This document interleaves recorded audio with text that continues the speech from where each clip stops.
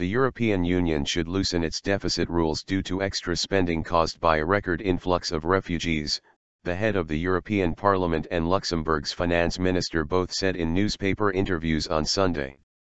Calls for the EU to relax rules which say that states' budget deficits must not exceed 3% of gross domestic product are growing as the costs of dealing with refugees mount.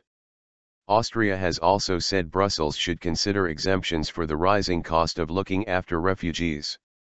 European Parliament President Martin Schulz told a group of German regional newspapers that the influx of refugees was an extraordinary burden that must be taken into account for the deficit criteria.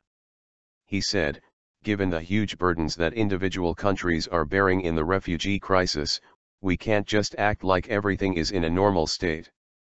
Luxembourg's finance minister Pierre Grambna told German newspaper Handelsblatt that the European Union should loosen its deficit rules due to extra spending caused by the arrival of refugees.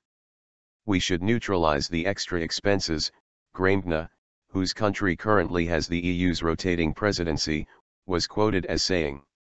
He said the refugee crisis was a real challenge, including financially, and said that asylum policy should be given the highest priority and the EU should take account of it. If there is a famine, we also don't say that we don't have any money anymore due to our rules. Those who assume responsibility also have to keep an eye on the costs, he said.